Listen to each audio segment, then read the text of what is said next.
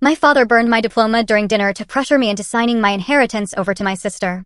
But he didn't realize my silence was part of the plan. By the time the fire finally went out, he had already activated a hidden clause that would end up costing him millions. The night my father burned my diploma, a twisted, fiery act meant to break me and force my surrender, everyone at that fancy restaurant expected me to scream, to cry, to finally shatter. But as the flames devoured the proof of my hard-won achievement, a chilling smile touched my lips because in that moment of utter devastation, I finally understood just how spectacularly they had messed up. My name is Savannah Hayes, and right now, I'm sitting at the head of a long, mahogany table in the center of the Gilded Oak, the most expensive restaurant in Copperfield, California. The air conditioning hums a low, artificial note that vibrates against the base of my spine, or maybe that's just the tension radiating from the people sitting closest to me.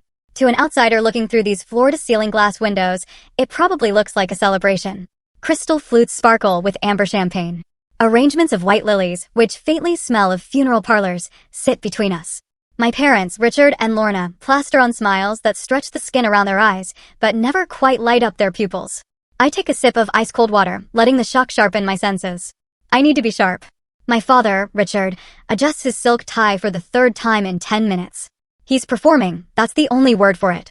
Every time a waiter passes, Richard expands his chest, booms out a laugh, or places a possessive hand on my shoulder. He's playing the benevolent patriarch, terrified that someone might look at this table and see the cracks running through our foundation. My mother, Lorna, is busy managing the optics. She shifts in her seat, angling her body away from me and towards my younger sister, Belle.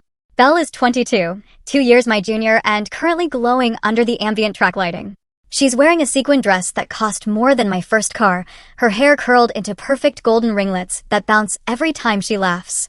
And she is laughing a lot, behaving as if this dinner, explicitly scheduled to celebrate my university graduation with honors, is actually her personal debutante ball. The space in the city is just perfect. Belle announces, her voice pitched loud enough to carry to the neighboring tables. She waves a manicured hand, narrowly missing a wine glass. I told the realtor that a north-facing window is non-negotiable. An artist cannot work without proper light, you understand, right, Daddy? The gallery in New York is practically begging for my portfolio, so I need the Copperfield studio to be ready by next month. Richard nods vigorously, slicing into his steak with aggressive precision. Of course, Princess. Artistic integrity is everything. We can't have you painting in the dark. I look down at my plate. My roasted chicken is barely touched. The silence from my end of the table is a physical weight, a heavy blanket nobody wants to acknowledge. I am the reason we are here, yet I feel like a ghost haunting my own party. My Aunt June, sitting 3 seats down, leans forward. She's the only person who has looked me in the eye all evening. So, Savannah, she says, her voice cutting through Belle's monologue about color theory. Tell us again about the position at ArcLight Metrics. It's a data analyst role, correct? That's a massive achievement. They recruit less than 1% of applicants. I open my mouth, a momentary flicker of pride, but my mother is faster. Lorna laughs, a tinkling, dismissive sound like glass breaking. Oh, June, you know how dry that technical stuff is? Lorna waves her hand as if shooing away a fly. Savannah has always been good with numbers, sure. It's very safe work. Stable. But let's be honest, sitting in a cubicle staring at spreadsheets is hardly news, is it? Now, Belle is out there sacrificing for culture. She's putting her soul on the canvas. That's the real bravery. I shut my mouth. The words die in my throat unsaid. I look at my mother. She isn't looking at me, she's beaming at Belle, her eyes shining with a vicarious hunger. For 24 years, I've been the steady one, the quiet one, the one who fixed things, solved problems, and earned scholarships so they wouldn't have to spend a dime on my tuition. And for 24 years, I've been invisible. Belle preens under the praise. Thanks, Mom. It's hard, you know? People think art is just fun, but it's emotionally draining. I need so much support right now. And you'll have it, Richard says firmly. Waiters arrive to clear the main course. The clatter of porcelain against metal fills the lull in conversation. I watch the busboy scrape the remnants of my father's steak into a bin. I feel a strange kinship with the scraps. Then the dessert menus arrive, but Richard doesn't pick his up. Instead, he reaches down to the leather briefcase resting against the leg of his chair. The sound of the zipper opening is sharp, like a zipper on a body bag. The conversation at the table dies instantly. Even Belle stops talking about her imaginary gallery. Richard pulls out a folder. It's dark blue, thick, and ominous. He places it on the white tablecloth directly in front of me. It lands with a heavy, muted thud. The restaurant noise seems to fade into the background, becoming a distant hum. My heart rate slows. I know this folder. I've never seen it before, but I know exactly what it represents. What is this? I ask. My voice is steady. I'm proud of that. Richard clasps his hands on the table. He looks like a banker about to foreclose on a widow's home, but his voice drips with faux paternal concern. Just some small paperwork, Savannah. We thought tonight, with everyone together, would be the perfect time to settle the future. The future? I repeat. Your grandfather's estate, Lorna chimes in, her voice tight. She picks up her wine glass, but doesn't drink. Now that you have this fancy job at ArcLight, you're set. You're stable. You have a salary, benefits, a 401k. You're fine. Richard taps the blue folder with his index finger. Belle doesn't have that security. She's chasing a dream. It's a precarious path. As a family, we need to balance the scales. I reach out and flip open the cover. The paper inside is thick, cream-colored bond paper, legal, official. My eyes scan the dense paragraphs of legalese. I see words like irrevocable transfer, beneficiary rights, and relinquishment of claim. Sticky notes are pasted on the bottom of the pages, bright yellow arrows pointing to the signature lines. They've already filled in my name. They've already notarized their portions. All that's missing is my consent. They want me to sign over my entire share of Grandfather Edward's inheritance. The shares, the lake house, the control of his patents, everything. You want me to give it all to her, I say. It's not a question. We want you to do what's right, Richard corrects, his voice dropping an octave, becoming harder. Grandpa Edward was old. He didn't understand the modern economy. He split things down the middle because he thought that was fair. But fairness is about need. Savannah, you don't need this money. Belle does. Think of it as an investment in your sister, Lorna adds, her smile straining at the edges. You're the big sister. It's your duty to protect her. I look at Belle. She isn't looking at me. She's examining her cuticles, a small, smug smile playing on her lips. She knows. She knew this was coming. This was the real graduation gift, not for me, but from me. I look back at the document. It's formatted perfectly. It's a cage made of words. If I sign this, I am erasing the only thing my grandfather left specifically for me. I am erasing his trust in me. I close the folder. I don't push it back. I just close it. I look up, meeting my father's gaze. His eyes are dark, expecting obedience. He has spent my entire life training me to be the path of least resistance. He thinks I am water. He thinks I will flow wherever he digs the trench. I am not signing, I say. The silence that follows is absolute. It sucks the air out of the immediate vicinity. Belle lets out a short, sharp laugh, expecting it to be a joke. When she sees my face, her laugh dies. Lorna makes a sound in her throat, a sharp click of her tongue against her teeth. Excuse me, Richard says, his voice very quiet. I said I am not signing, I repeat, articulating every syllable. Grandfather left that inheritance to me for a reason. I am not signing it over to Belle so she can play artist in a studio she can't afford. Richard's face turns a shade of red that clashes with the drapes. He leans forward, encroaching on my personal space. The mask of the loving father slips, revealing the bully underneath. You selfish, ungrateful child, he hisses. After everything we have done for you. We put clothes on your back. We kept a roof over your head. And this is how you repay us? By hoarding wealth you didn't earn while your sister struggles. I am not signing, I say for the third time. Richard stands up. His chair scrapes loudly against the parquet floor, a screech that turns heads at nearby tables. He doesn't care anymore. The audience doesn't matter if the lead actor is losing control of the script. He reaches into the inner pocket of his suit jacket. I think for a second he's going to pull out a pen to force it into my hand. But he doesn't. He pulls out a long leather envelope, my diploma holder, the one I was handed on stage 4 hours ago. The tangible proof of 4 years of sleepless nights, double shifts at the library, and grueling exams. He pulls the parchment out of the leather sleeve. It is heavy, cream-colored, embossed with the gold seal of the university. My name, Savannah Hayes, is printed in elegant black calligraphy in the center. You think this piece of paper makes you special? Richard says, his voice shaking with rage. You think this makes you better than this family? He reaches into his pocket again and pulls out a lighter. It's an old silver flip-top, one he's carried for 20 years. He flicks the wheel. A tall, blue-orange flame springs to life, dancing in the conditioned air. Richard, sit down. Aunt June says, her voice trembling. He ignores her. He holds my diploma up high, like a priest offering a sacrifice. The restaurant is silent now. People are watching. Waiters are frozen in the aisles.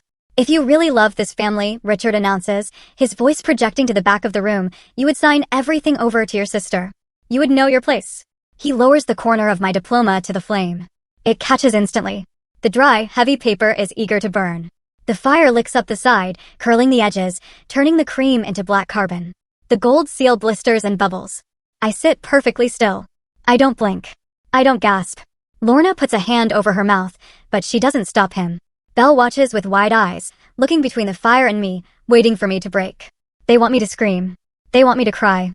They want me to beg him to stop, to promise them anything just to save this symbol of my achievement. The fire eats my name. Savannah turns to ash and floats down onto the pristine white tablecloth, leaving a streak of gray soot. Haze follows a second later. The heat radiates towards my face, but I feel colder than I have ever felt in my life. Richard holds onto the paper until the flames are dangerously close to his fingertips. Then he drops the burning remnants onto his bread plate. He stares at me, breathing hard, challenging me. He thinks he's won. He thinks he has stripped me of my pride, that he has broken my spirit by destroying the proof of my competence. He waits for the tears. Instead, I feel the corners of my lips twitching upward. I am smiling. It is a small, cold thing, but it is there. I look at the pile of ash smoldering on the china. I look at my father, whose face is twisted in a mixture of triumph and confusion. I look at my mother, who is already preparing her victim narrative. I look at Belle, who looks disappointed that I am not sobbing. They think this was a negotiation. They think this was a power move. I stare straight into Richard's eyes and I whisper the words inside my own mind, loud and clear, ringing like a bell. You have no idea what you have just done. Most people assume that silence is a void, a lack of something. They think it signifies an absence of thought, or worse, an absence of spine. But sitting here now, watching the last wisp of smoke curl up from the charred remains of my diploma, I'm reminded of the one person who taught me that silence is actually a heavy, tangible thing. It is a container, and if you are patient enough, you can fill it with ammunition. My education in the art of invisibility did not begin tonight at the Gilded Oak. It began nearly 2 decades ago in the suburbs of Maple Harbor, in a house that was always perfectly swept, perfectly painted, and perfectly staged for an audience that never went home. I was 10 years old when I first understood that in the ecosystem of the Hayes family, there was only enough oxygen for one star. It was a Tuesday in mid-November. The gymnasium of Maple Harbor Elementary smelled of floor wax and stale popcorn. It was the night of the district science fair. I had spent 3 months growing crystal structures in our basement, carefully monitoring temperature variables and humidity levels. I had a trifold board that I had hand-lettered, measuring the spacing between the headers with a ruler to ensure absolute symmetry. I stood next to my display for 2 hours, hands clasped behind my back, explaining nucleation to judges who looked surprised that a 5th grader knew the word. When the principal announced my name as the first-place winner, the applause was polite. I walked up the wooden stairs of the stage, accepted the blue ribbon, and looked out into the sea of folding chairs. I was looking for my parents. I was looking for Richard's broad shoulders or Lorna's meticulously coiffed hair. I scanned the first row, then the second, then the back, where the parents who came late usually stood. They were not there. Earlier that afternoon, Belle had developed a sudden, catastrophic case of stage fright regarding her ballet recital. The recital was just a practice run held in a dance studio 3 towns over, but Belle had wept theatrically in the kitchen, claiming she could not possibly perform a play without her mommy and daddy watching. So, they had gone. They had chosen the drama of her potential failure over the certainty of my success.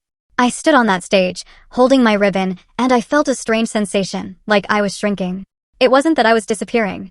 It was that I was being edited out of the frame. I was the background detail that didn't require focus. After the ceremony, I stood outside the school by the flagpole, the wind biting through my thin sweater.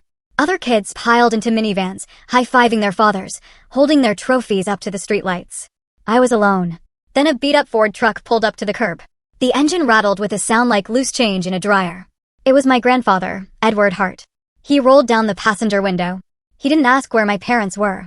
He didn't offer a pitying look or a sugary excuse about how busy they were. He just looked at the blue ribbon pinned to my chest, nodded once, and unlocked the door. "Get in," he said. "I know a place that serves milkshakes thick enough to hold a spoon upright." We went to a diner on the edge of town, a place with cracked vinyl seats and a neon sign that buzzed like an angry hornet. We sat in a booth near the back. Grandfather Edward ordered me a cheeseburger and a chocolate shake. He watched me eat for a while, his fingers drumming a slow rhythm on the tabletop. "You're wondering why they're not here," he said. It wasn't a question. "Belle had a dance," I mumbled, dipping a fry into ketchup. "She gets nervous." "Belle gets attention," Edward corrected. His voice was gravelly, worn down by years of smoking and shouting over factory machinery. "There's a difference. Savannah, your sister is loud. She demands to be looked at. You're quiet. And people like Richard and Lorna, they mistake quiet for low maintenance. They think because you don't scream, you don't need anything." He leaned forward, his steel gray eyes locking onto mine. "But let me tell you something, kiddo. The loud ones, they burn out.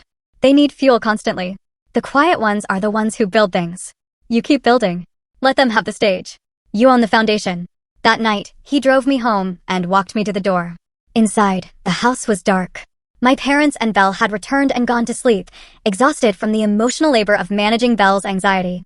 Nobody had left a light on for me. For years later, when I was 14, the pattern solidified into policy. I had been accepted into a prestigious summer program for young coders in San Francisco.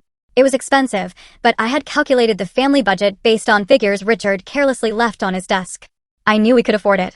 I had presented my case with a PowerPoint presentation in the living room, outlining how this camp would help my college applications. Lorna had smiled that tight, pained smile she wore whenever I asked for something that required effort.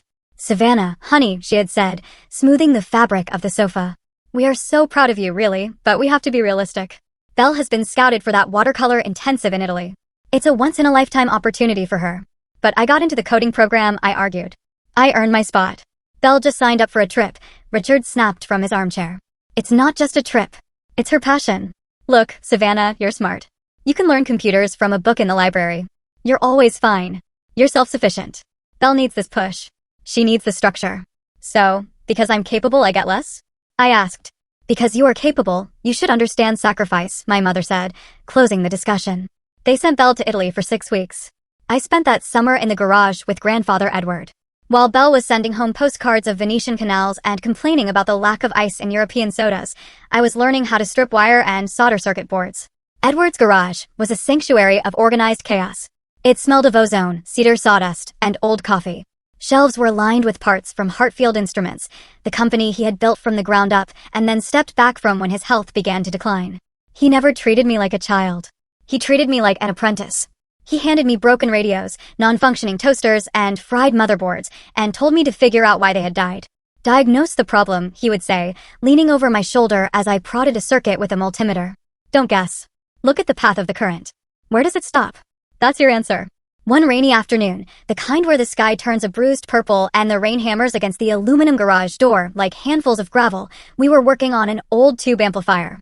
The warm glow of the vacuum tubes was the only light in the room. Edward was in a contemplative mood. He had been coughing more lately, a dry, hacking sound that he tried to hide with a handkerchief. "I built Hartfield Instruments to solve problems," he said suddenly, not looking at me. He was staring at the glowing tubes. "Precision, accuracy, truth. That's what machines give you. They don't lie. If a resistor is blown, it's blown. It doesn't try to convince you it's actually working perfectly while stealing power from the rest of the system." I looked up from my soldering iron. "Are we talking about resistors, Grandpa?" He chuckled, a wheezing sound. "We are always talking about resistors, Savannah. Resistance is what stops the flow. Sometimes resistance is good. It protects the sensitive parts. But sometimes..." He trailed off, his face darkening. He picked up a screwdriver and turned it over in his calloused hands. "I've worked 40 years to build something of value. Real value. Not the kind of value your father talks about at the country club. Not the kind of value your mother tries to wear on her wrist." He looked at me then, and his expression was so intense it made me pause. "I will not let it fall into the hands of people who only want it so they can brag about it on a Christmas card. I will not let them strip it for parts to fund a lifestyle they didn't earn." "Dad works hard," I said, repeating the line I had been fed since birth. "Your father works hard at looking like he works hard," Edward said sharply. "There's a difference. He wants the control, but he hates the responsibility. And your mother, she just wants everyone to envy her. That's a dangerous combination, Savannah. Hunger for status and fear of work." He reached out and tapped the side of my head with his knuckle. "Some things have to be protected. Sometimes you have to protect things from your own family. And the only way to do that is to make sure you are the one holding the schematic." "I don't understand," I said. "You will," he promised. "Just remember this. Silence is not just about staying quiet. It is about listening when everyone else is too busy talking to hear the floorboards creaking under their feet." I bring myself back to the present, to the sterile air of the gilded oak.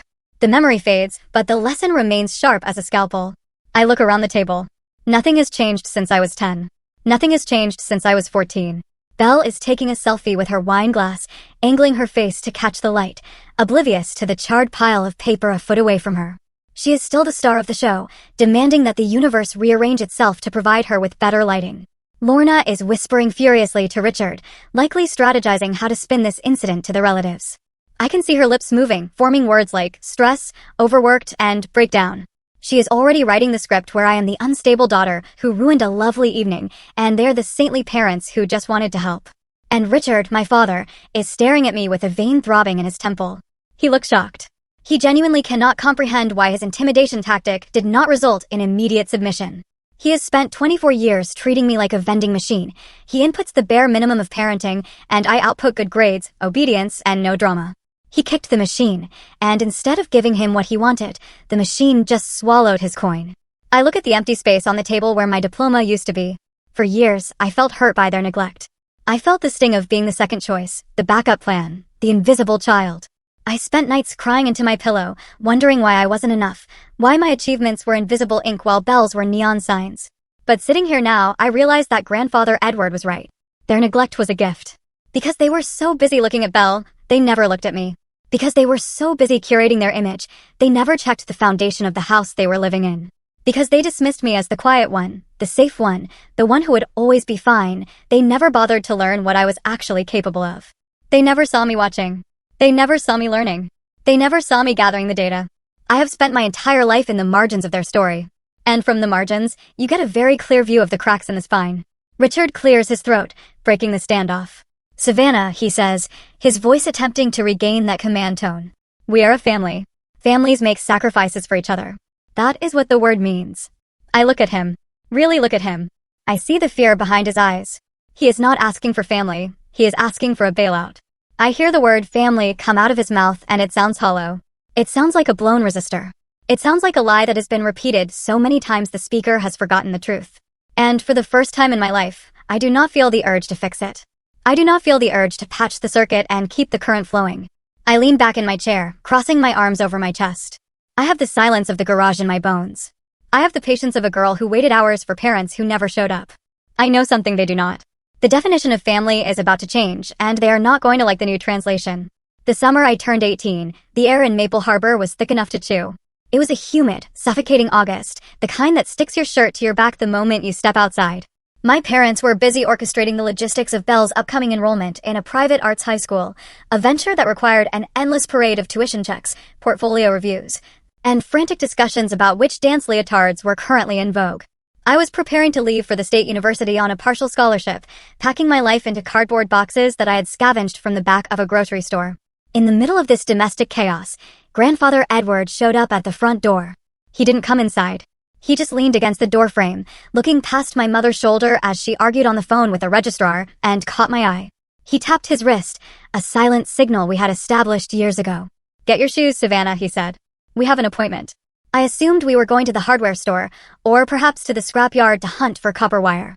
Instead, we drove 40 minutes south to Harborview, a district that smelled of salt water and old money. We pulled up not to a warehouse, but to a nondescript brick building with a modest brass plaque next to the door, Vega and Associates, Estate Planning and Elder Law. The interior was cool and smelled of lemon polish and dust. There was no marble lobby, no intimidating receptionist with a headset, just a narrow hallway lined with filing cabinets that seemed to be holding up the ceiling. At the end of the hall, a woman stood up from behind a desk that was buried under mountains of paperwork. This was Corinne Vega. She was in her 50s with steel gray haircut in a sharp bob and glasses perched on the end of a nose that looked like it had been broken once and set with determination. Her eyes were dark and assessed me with terrifying speed, cataloging my posture, my cheap sneakers, and the nervous way I was twisting the strap of my bag. So, this is the trustee, Corinne said. Her voice was like dry paper, crisp and professional.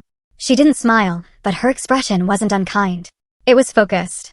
This is Savannah, Edward corrected gently. Have a seat, kiddo. I sat in a leather chair that crunched under my weight. Grandpa, why are we here? Is something wrong? Are you sick? I'm old, Edward said, waving a hand dismissively. Being old is a terminal condition, but we're not here to talk about my health. We're here to talk about what happens when my health runs out.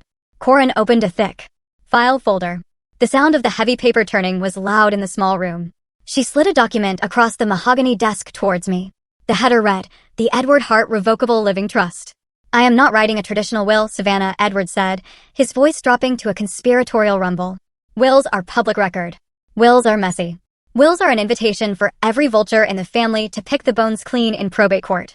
I am putting everything, the company shares, the patents, the lake house, the investment accounts, into a trust. I stared at the document. I had taken an introductory economics class in high school, so I knew the vocabulary, but seeing it applied to my own family felt surreal. Okay, I said slowly. So, you're protecting the assets. That makes sense.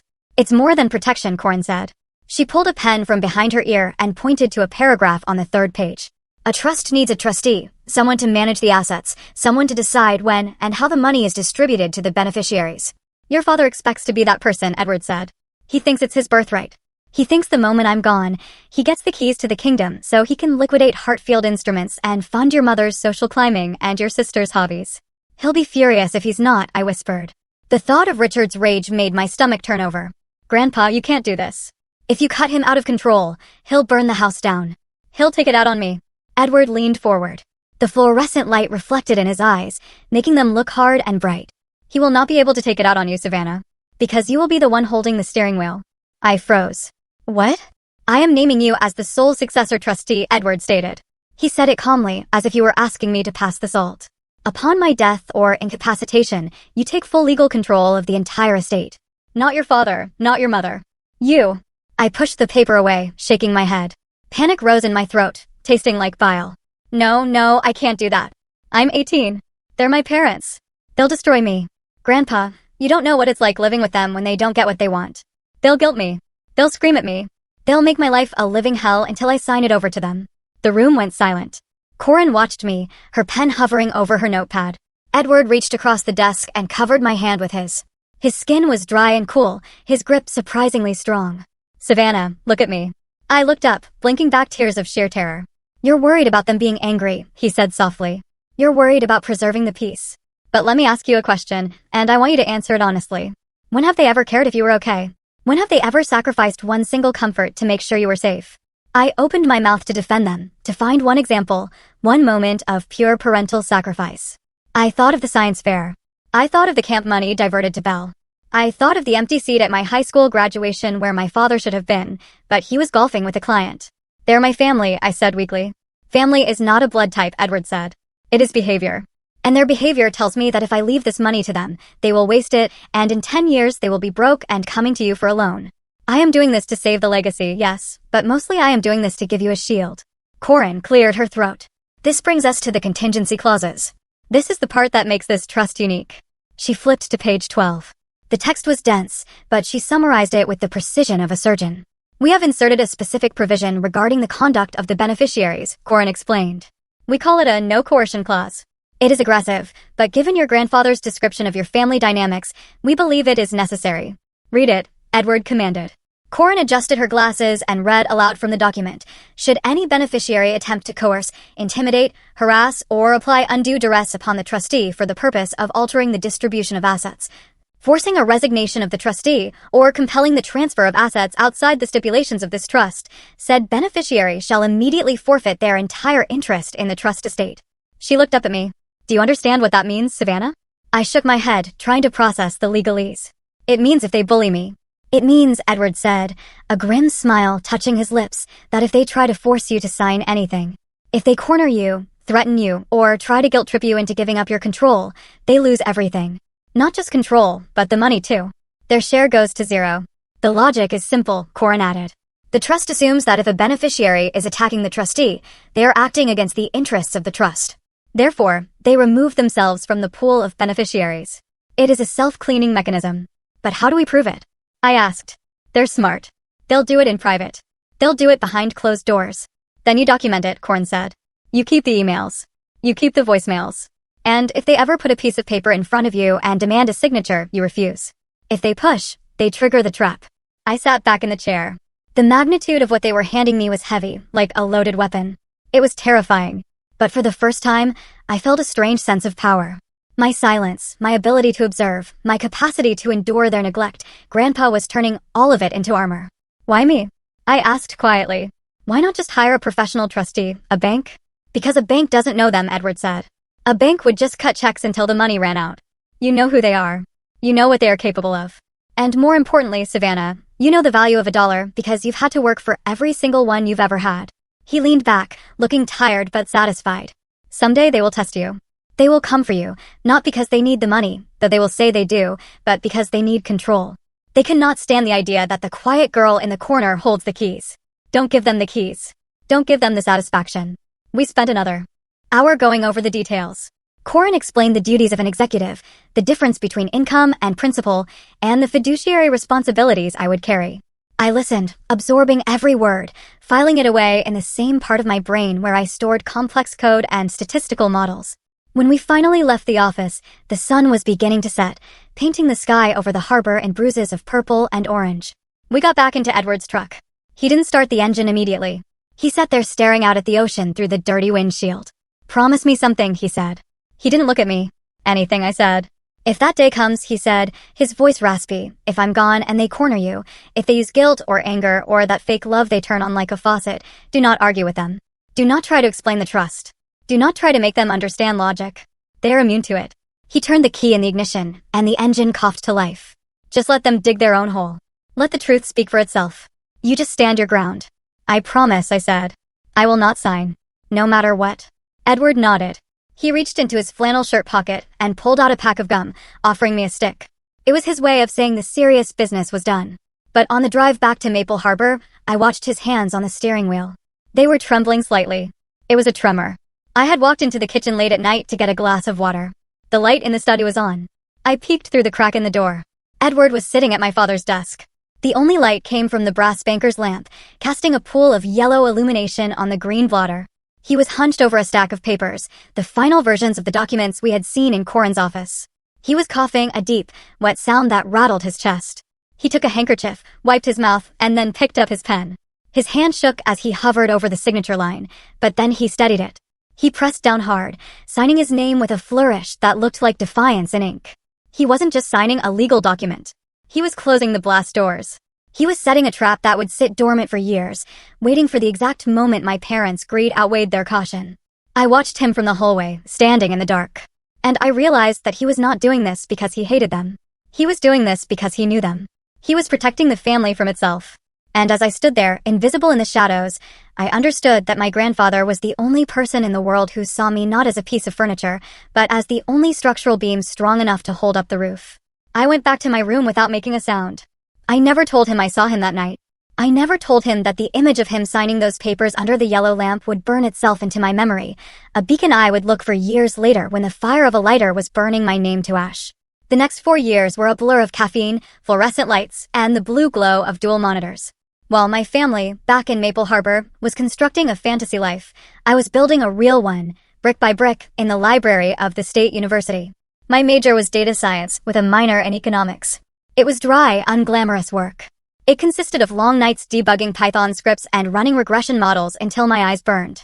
I worked 20 hours a week as a lab assistant for a professor who was researching machine learning algorithms. It paid just enough to cover my rent in a drafty off-campus apartment that smelled perpetually of ramen noodles and damp drywall. I applied for every grant, every scholarship, and every work-study program available. I didn't ask Richard or Lorna for a dime. I didn't have to. I had calculated my budget down to the cent. However, if you listen to my parents speak at family gatherings, you'd think they were bankrolling a royal expedition. "We are just sacrificing so much to put Savannah through that program," I heard Richard say to a cousin at Thanksgiving during my sophomore year. He was swirling a glass of expensive scotch that cost more than my monthly grocery budget. "It's a heavy load, but you know, education is paramount. We want her to focus on her studies, not money." I stood in the hallway holding a tray of appetizers and said nothing. I had just transferred $200 from my savings to pay for my own textbooks because Richard had forgotten to send the $50 he had promised for my birthday. While I was learning the architecture of databases, Belle was learning the architecture of spending other people's money. She didn't go to college. She went on a journey of artistic discovery. This involved a 6-month photography course in sunny San Diego, followed by a watercolor retreat in the south of France because she felt her muse was stifled in California. Then came the email. From Lorna Hayes, subject Belle's Europe trip date October 14th Savannah. Honey, just wanted to let you know we might be a little tight on the Christmas budget this year. We had to wire Belle an extra $3,000 for accommodation in Provence. The villa she found is just perfect for her light, and you know how sensitive she is to her environment. Since you have that little job at the university, I'm sure you can manage your own train ticket home, right? You're so independent. We are so proud of how you don't need us. I read that email in the computer lab at 2 in the morning. You don't need us. It wasn't a compliment. It was an excuse. They had categorized me as a low-maintenance appliance that runs forever without servicing, allowing them to funnel all their resources into the high-maintenance luxury vehicle that was my sister. Then came the winter of my junior year. The call came at 4 in the morning. Grandfather Edward had passed away in his sleep. The funeral was efficient. That's the kindest word I can use. Richard organized a service that was less about honoring Edward's life and more about getting it over with. There were lilies, a short eulogy where Richard spoke mostly about his own childhood, a reception where the coffee was lukewarm. I stood by the grave, feeling a hollowness in my chest that had nothing to do with the cold wind. I had lost the only person who spoke my language. But I didn't cry. Edward hated public displays of emotion. Grief is private, he used to say. Don't perform it for people who didn't know the deceased. So I stood straight, hands clasped, and watched my family. They were sad, I suppose. But beneath the sadness, there was a buzzing energy. It was the frantic, hungry energy of people who are waiting for a will reading. The week after the funeral, I was back at the house helping to sort through some of Edward's old clothes. I was in the hallway, folding a stack of flannel shirts, when I heard voices drifting from the kitchen. It's a simple probate process, Richard was saying, his voice relaxed, confident. I spoke to the guys at the club. Since I'm the only son and he was a widower, it naturally flows to us. The lake house alone is worth $2 million in this market. We could sell it, pay off the mortgage here, and finally get that studio built for Belle properly. And the company? Lorna asked. Hartfield Instruments runs itself, Richard scoffed. I'll step in as chairman. Obviously, we can probably trim the R&D budget. Edward was always wasting money on innovation. We can squeeze a lot more profit out of it if we streamline. I froze, clutching a plaid shirt to my chest. They were already carving up the carcass. They had no idea that the meat was already gone. I waited for them to mention me. I waited for one sentence like, we should see if Savannah wants anything of Grandpa's. It never came. 2 days later, I was back at university when a notification popped up on my phone from Corin Vega. Subject * trust update date * February 12th. Dear Miss Hayes, I am writing to confirm that the trust protocols have been activated upon the passing of Mr. Hart. As discussed, all major assets, including Hartfield Instruments and the real estate portfolio, have been successfully titled into the trust. You are now the acting trustee. Currently, no action is required from you. The family has not yet formally requested access to the funds, as they are under the impression that standard probate is pending. I will handle the initial inquiries. Remember your promise. Silence is your shield. Regards, Corin Vega. I stared at the screen. It was real. I owned it all. The lake house they were planning to sell? Mine. The company Richard wanted to gut? Mine. I closed the laptop and went to class. I felt like I was carrying a grenade in my backpack, but the pin was still securely in place. As graduation approached, the pressure began to mount. It was subtle at first, masked as parental advice. Message from Lorna *, heard you got an interview with ArcLight Metrics. That's great, sweetie. Technology is such a safe field. You're so lucky to have a brain for boring stuff like that. Belle is struggling so much with her gallery contacts. The art world is so cruel. It must be nice to have it so easy. Message from Richard *, when you get this job, we need to talk about your contributions. Now that you'll be making real money, it's time you learned about supporting the family ecosystem. They were setting the stage. They were building a narrative where my success was a result of luck and boring stability, while Belle's floundering was a tragic result of her genius being misunderstood. Therefore, the logic went, I owed her. The breaking point, or rather, the moment of absolute clarity, came 1 month before graduation. I drove home for a weekend to pick up some winter clothes I had left in storage. The house was empty when I arrived. Lorna was at a spa day. Richard was golfing. Belle was presumably networking at a brunch. I walked into the kitchen to get a glass of water. Lying on the center island, right next to the fruit bowl, was a yellow legal pad. It was covered in Richard's sprawling, aggressive handwriting. It was a draft, a plan for the division of assets. I knew I shouldn't look, but I did. I leaned over the counter, my heart hammering a slow, heavy rhythm against my ribs. Draft 4, Estate Allocation * Lake House, Transfer to Belle. Needs quiet for studio/residence, * Hartfield, Chair Richard. Control income. Cash reserves, 80% to renovation fund, Belle's launch, 20% to general savings, * Savannah, she is ArcLight job plus benefits. Does not need capital. Maybe grandma's jewelry, * I stared at the question mark next to my name. It wasn't even a zero. It was a question mark, as if my inheritance was a problem to be solved, a variable that needed to be eliminated to make the equation work for everyone else. Maybe grandma's jewelry. I felt a cold laugh bubbling up in my throat. Grandma's jewelry had been sold 10 years ago to pay for a country club membership. They didn't even remember. I took my phone out. My hand was shaking, not from fear, but from a sudden icy rage. I snapped a picture of the notepad. Then I took a picture of the date on the wall calendar to prove when I had seen it. I went upstairs to my old room. It was already being colonized. Belle had stored stacks of canvases in the corner. My bookshelf had been cleared off to make room for her drying racks. I sat on the edge of my bed and opened my laptop. I created a new folder on my encrypted drive. I named it Evidence. I uploaded the photos of the notepad. Then I went back through 4 years of emails. I saved the email where Lorna refused to help with my textbooks. I saved the email where Richard lied about paying my tuition. I saved the email where they asked me to co-sign a loan for Belle's car, which I had refused. I wasn't building a case for court. Not yet. I was building a case for my own conscience. I knew that when the explosion finally happened, they would try to gaslight me. They would tell me I was crazy, that I was imagining their favoritism, that they loved us exactly the same. I needed the data. Data does not lie. Data does not forget. Just as I was about to close the laptop, my phone pinged. A text from Belle. Message from Belle *Cases. Mom said you're coming home for grad dinner next month. Can't wait. By the way, when Grandpa's house is finally ours, I'm turning your old room there into my painting loft. The light is better in that corner. You don't mind, right? You're never there anyway. Winky face. I stared at the winking kissy face emoji. She had already moved in. In her mind, the deed was done. The ink was dry. She was measuring the drapes for a house she didn't own, paid for by a grandfather she had barely visited, stealing a room from a sister she barely acknowledged. I looked around my childhood bedroom at the encroaching canvases, at the dust motes dancing in the afternoon sun. I thought about the no coercion clause resting in a safe in Harborview. I typed back, "We can talk about it at dinner." I sent the text. Then I took a screenshot of her message and dragged it into the Evidence folder. I sat there in the silence, listening to the hum of a train when the locomotive is still miles away, but coming fast. They were so sure of themselves. They were speeding towards a cliff, laughing and drinking champagne, completely unaware that the bridge was out and I was the only one with the map. I closed my laptop with a snap. The sound echoed like a gunshot in the empty house. It was time to get ready for graduation. The week leading up to graduation felt less like a celebration and more like the stillness before a hurricane makes landfall. The air pressure in my life was dropping rapidly, and the sky was turning that bruised, greenish-gray color that warns you to board up the windows. It started with a phone call from Richard on a Tuesday afternoon. I was in the break room at ArcLight Metrics, staring at the coffee machine as it dripped dark liquid into a carafe, when my phone buzzed against the laminate counter. "Savannah." My father's voice boomed down the line. He didn't say hello. He sounded jovial, the way he always did when he was trying to sell something to a client. I was just at the club with Bob Miller. You know Bob? His son works in finance in San Francisco. We were talking about the market for data analysts. "Hello, Dad," I said, taking my cup. "Bob's son must be doing well."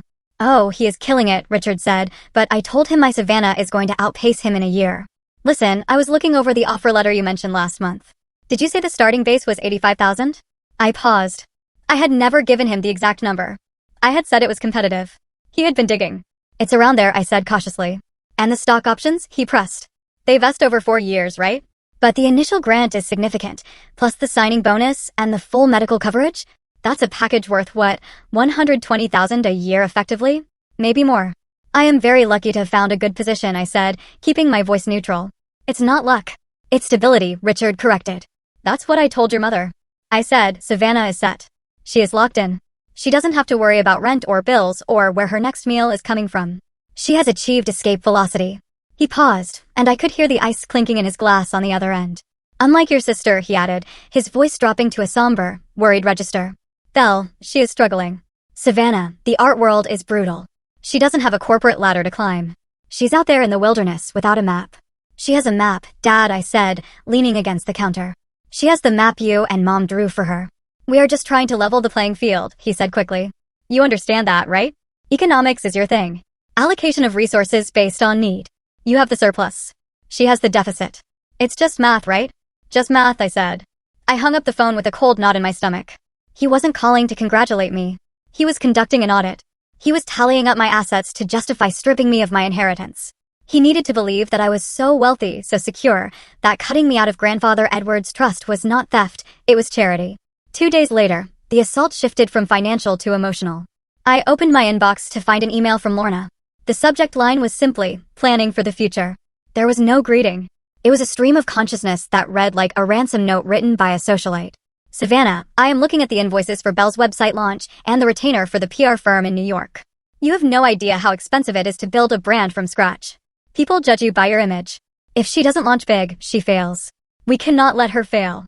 I know you have always been the independent one, you get that from me. But independence comes with a price. Sometimes being strong means you have to step back and let the weaker ones have the support. Grandfather Edward always said he wanted this family to be taken care of. He didn't mean just one person. He meant the legacy. We need to make sure everyone is on the same page at dinner. Please do not make this difficult. Love, Mom. I read the email twice. She is the legacy. I closed my eyes and rubbed my temples. They were rewriting history in real time. They were turning Grandfather Edward, a man who wore flannel shirts and fixed his own toaster, into a patron of the high arts who would have wanted his money spent on gallery openings and PR retainers. It was insulting, but it was also terrifyingly coordinated. They were closing ranks. Then a different notification popped up.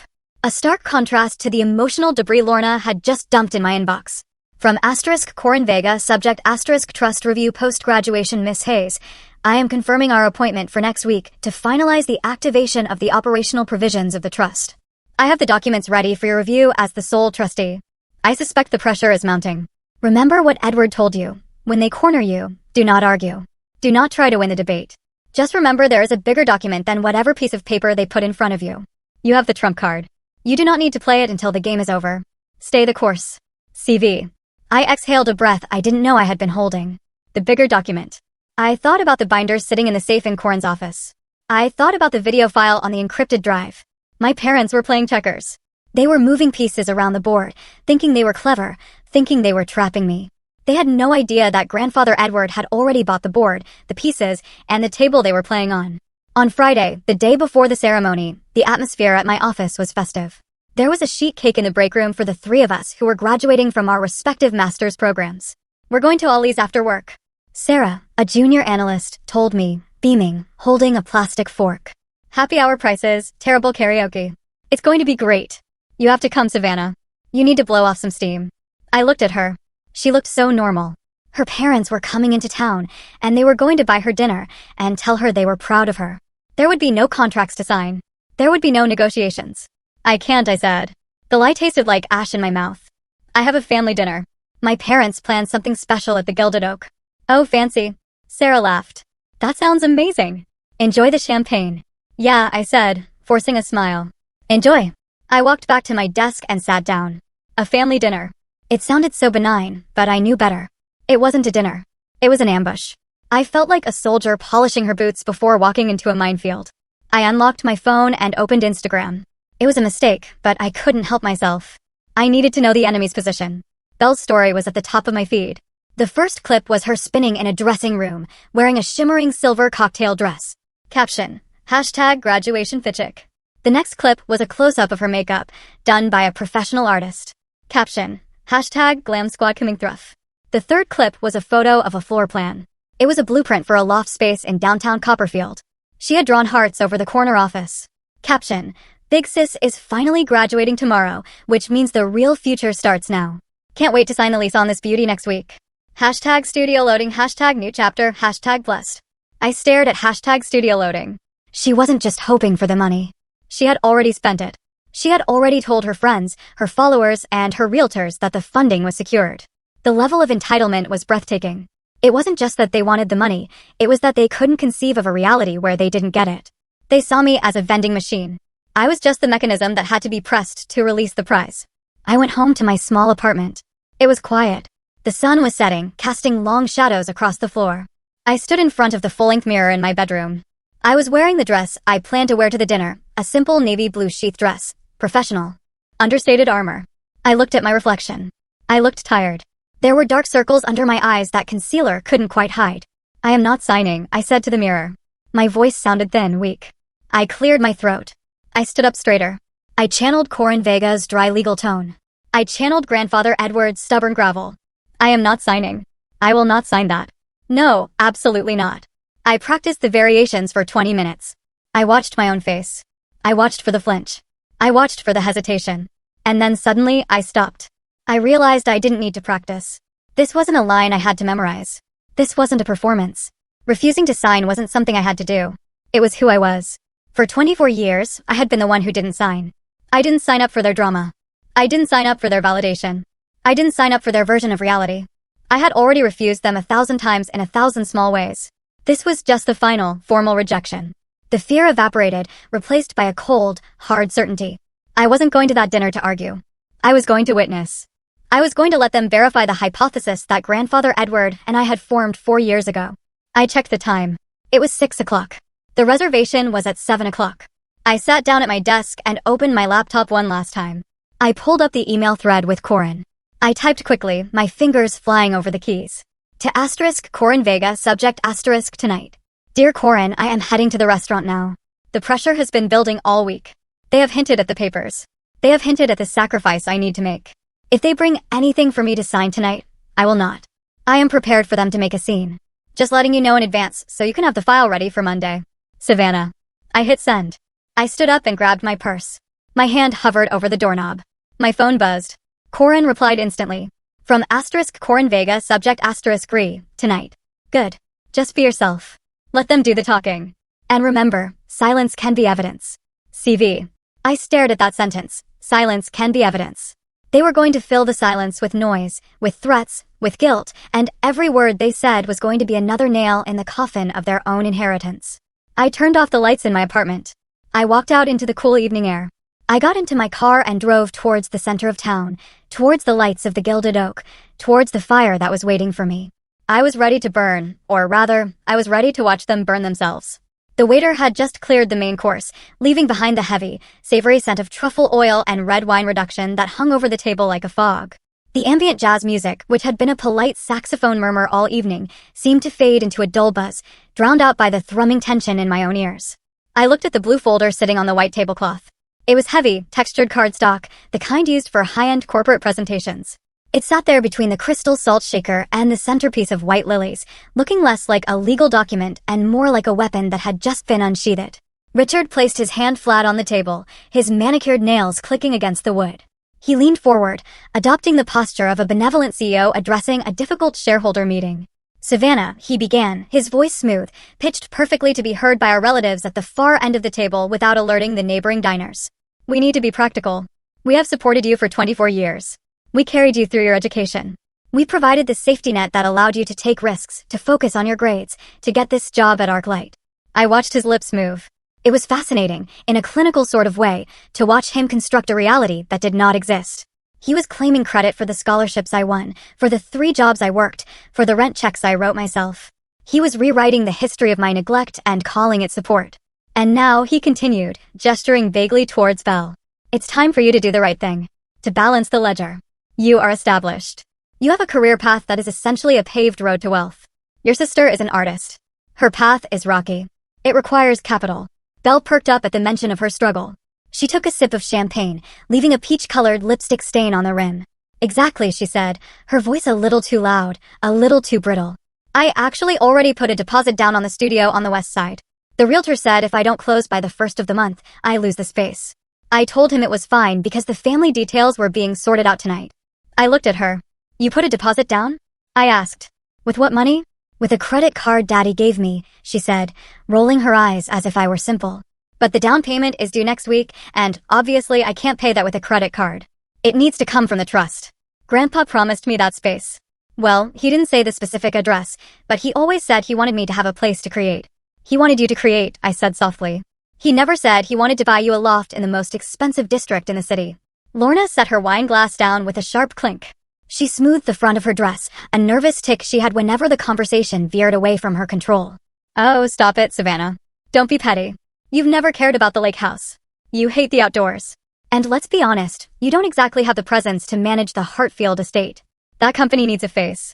It needs style. You're very good in the background, sweetie. But Belle shines. She can represent this family in a way you just cannot.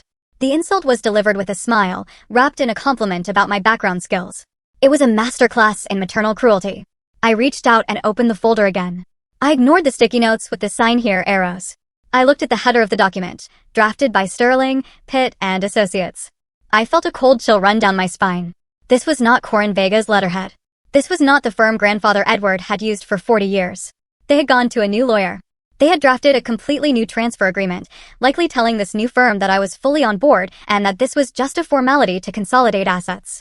They were trying to bypass the trust's internal structure by getting me to voluntarily abdicate my position before I even officially assumed it. If I signed this, I would not just be giving them the money. I would be validating their narrative. I would be agreeing that I was incompetent, that I was secondary, and that my grandfather's wishes were irrelevant. I looked up.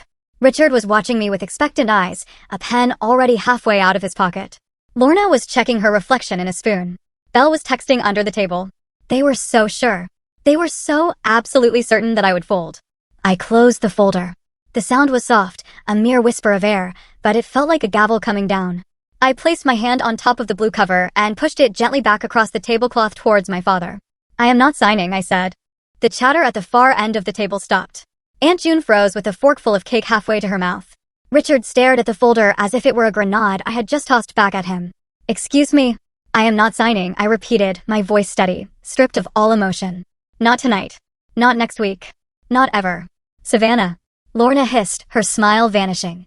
"Don't make a scene. We have guests." "I am not the one making a scene," I said. "I am simply declining a business proposal. This document was drafted by a firm I do not know, attempting to transfer assets that are governed by a trust you have not read to a beneficiary who has already spent money she does not have. The answer is no." Richard's face flushed a deep, ugly crimson. The vein in his forehead began to pulse. He was not used to being told no. He was certainly not used to being told no by the daughter he had spent 2 decades ignoring. "You listen to me," he growled, leaning in so close I could smell the scotch on his breath. "You think you are so smart with your degree and your little job. You are nothing without this family. You are ungrateful. We fed you. We clothed you. And now you want to steal your sister's future because you are jealous." "I am not jealous," I said. "I am responsible. Grandpa named me trustee because he knew I would not let you liquidate his life's work to buy status." He was senile. Richard shouted. He didn't care about the other diners anymore. He was an old man who was manipulated by a bitter child. "You poisoned him against us." "Richard," Aunt June called out, looking terrified. But Richard was past the point of return. He stood up, his chair scraping violently against the floor. He needed to hurt me. He needed to take something from me to balance the humiliation I had just dealt him. He reached for the leather envelope on the table. "My diploma. You think this makes you special?" he spat, grabbing the heavy parchment I had been so proud to hold just hours ago. "You think this piece of paper gives you the right to look down on us?" He pulled the lighter from his pocket. The metallic clink of the lid opening was sharp and clear in the sudden silence of the restaurant. "If you do not respect this family," he announced, his voice booming, "then you do not deserve anything this family paid for." He flicked the wheel. The flame jumped up, blue at the base, orange at the tip. He held the corner of my diploma to the fire. I watched, mesmerized. The paper did not catch immediately. It was high-quality, dense archival stock. It resisted for a second, browning and blistering before a bright yellow flame finally took hold. Smoke curled up, acrid and dark. It smelled of burning cotton and ink. "Sign the papers, Savannah." Lorna cried out, though she did not move to stop him. "Just sign them and he'll stop." "Sign it," Richard yelled, waving the burning document like a torch. "Show us you're a haze." I sat perfectly still. I watched the fire eat the gold seal of the university. I watched the calligraphy of my name turn into black, flaky ash. And in that moment, I felt nothing. I expected to feel grief. I expected to feel violated. But as I watched the ash drift down onto the pristine white tablecloth, staining it like dirty snow, I realized the truth. That diploma was just paper. My education was in my brain. My resilience was in my spine. My future was in my hands. He could burn the receipt, but he could not return the merchandise. But more importantly, I realized what he was doing legally. He was coercing me. He was using intimidation, destruction of property, and public humiliation to force me to alter the distribution of the trust assets. He was performing a live demonstration of exactly why Grandfather Edward had inserted the no coercion clause. And he was doing it in front of 20 witnesses. And I noticed, with a quick glance at the ceiling, a security camera mounted in the corner. He held the paper until the heat must have scorched his fingers. Then he dropped the flaming ruin onto his bread plate. It smoldered there, a heap of black carbon, the last few sparks dying out. Richard stood there, panting, his chest heaving. He looked at me, waiting for the breakdown. He wanted tears. He wanted me to fall to my knees and beg for forgiveness. He wanted to see the little girl who used to wait by the window for him to come home. That little girl was gone. I slowly pushed my chair back and stood up. I smoothed the skirt of my navy dress. I picked up my purse. I looked at the pile of ash. Then I looked at Belle, whose mouth was hanging open.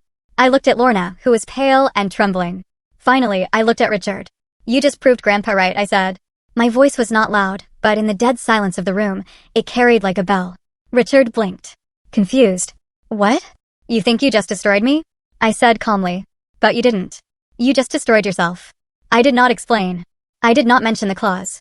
I did not mention Corin Vega, or the video files, or the trap that had just snapped shut around their ankles. I simply turned around.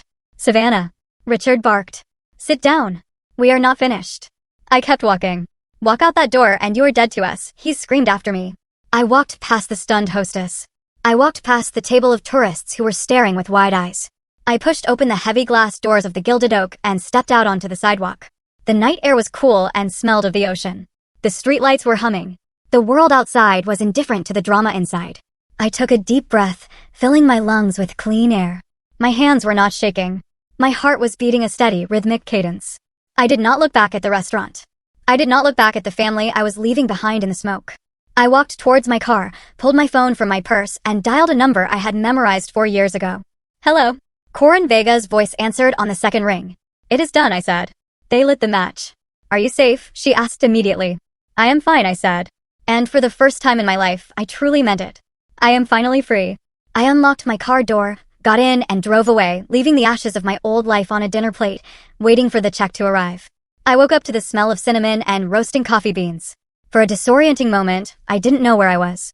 The ceiling above me was textured plaster, not the smooth, sterile drywall of my apartment, and the light filtering through the window was soft and filtered through yellow curtains, not the harsh gray morning light of the city. Then I shifted, and the stiffness in my neck reminded me. I was on the floral sofa in my Aunt June's living room in Northbridge. I had driven here last night, shaking and exhausted after fleeing the Gilded Oak. June had opened her door, taken one look at my face, and simply pulled me inside. She hadn't asked for details. She had just given me a blanket and a pillow. I sat up, pulling the quilt around my shoulders. The terror of the previous night had evaporated, replaced by a dull, aching clarity. I felt like a survivor walking through the wreckage of a house fire the morning after, assessing what was lost and realizing that everything important was actually safe in my pocket. My phone was sitting on the coffee table where I had left it. It was vibrating. It had been vibrating, I suspected, for hours. The screen lit up every few seconds with a new notification, a relentless strobe light of family drama. I reached for it. My hand did not shake. I felt a strange detachment, like I was an anthropologist studying the behavior of a primitive and aggressive tribe. I unlocked the screen. The sheer volume of communication was staggering. There were 14 missed calls from my mother, 6 from my father, and a barrage of text messages that had accumulated like digital silt. I opened the thread with Bell first. From *Bell sent *8:42 a.m. Thanks for ruining last night. Seriously, I had to spend 2 hours calming Mom down in the bathroom. Dad says you'll fix this once you calm down and stop being dramatic. I already told my landlord I'm getting the studio, so do not make this harder than it has to be. Just sign the stupid papers so I can get my keys. I stared at the words. There was no question about my well-being. No apology for watching our father burn my property. There was only annoyance that I had disrupted her schedule. To Belle, my rebellion was not a moral stand. It was a logistical inconvenience, like a traffic jam or a slow waiter. She lived in a world so thoroughly cushioned by her parents that she genuinely believed my refusal was a temporary glitch, a software error that would be patched out by morning. I swiped away from her message and opened my email. There was a message from Richard sent at 3 in the morning. The subject line was simply reality check. Savannah, I am writing this because I am too angry to speak to you on the phone. Your behavior tonight was appalling. You humiliated us in front of the entire town. But more importantly, you showed a complete lack of understanding regarding how this family operates. I have been up all night tallying the costs we have incurred for you over the last 2 decades. The private tutors, the orthodontics, the laptop for college, the car insurance we covered until you were 22. We have invested hundreds of thousands of dollars into your success. We did that because we thought we were raising a team player. You are acting selfish, cold, and frankly, unhinged. I know this is not you. This is the influence of that lawyer your grandfather used. Corin Vega is poisoning you against your own blood. She wants to build the estate for fees, and she is using you to do it. Come to the house on Sunday. We will have the notary there. You will sign the transfer. We will forget this tantrum ever happened, and we will move forward. If you do not, you are choosing money over your parents. Think about that. Dad. I read the email with a dry, humorless smile. He was treating me like a bad investment. He was tallying up the cost of raising a child, food, shelter, healthcare, and presenting it as a loan that was now due. He called me selfish for wanting to keep what was mine, while demanding I give everything to the sister who had never worked a day in her life. The projection was so strong it was almost impressive. Before I could process the email further, the phone rang in my hand. It was Lorna. I hesitated. My thumb hovered over the decline button. But then I realized that avoiding them would look like fear. I was not afraid. I was informed.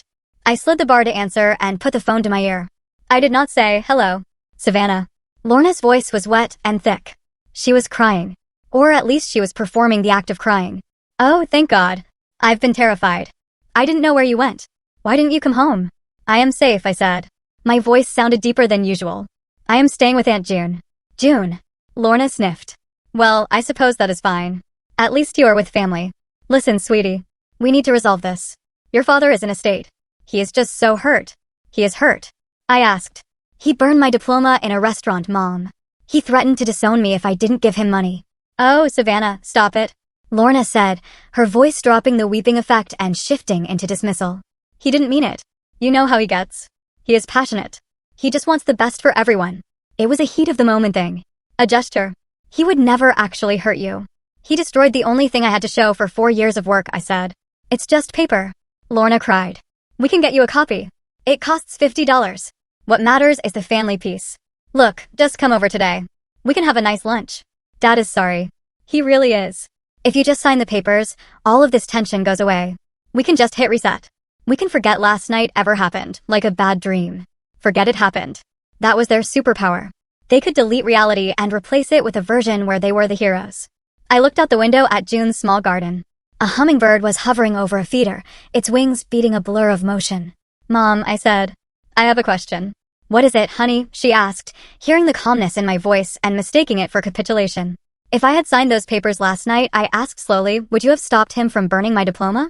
There was silence on the other end of the line. It was a heavy, suffocating silence. I could hear her breathing.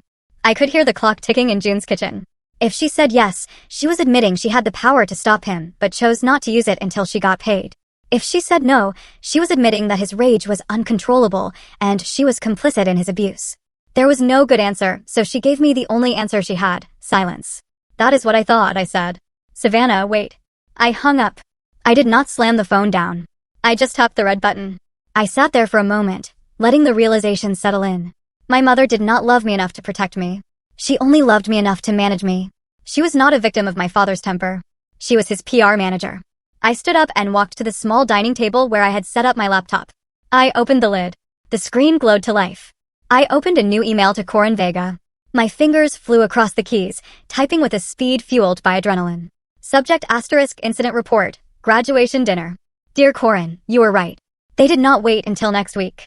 Last night at the Gilded Oak, my father presented me with a transfer agreement drafted by a different law firm. It was an attempt to bypass the trust entirely.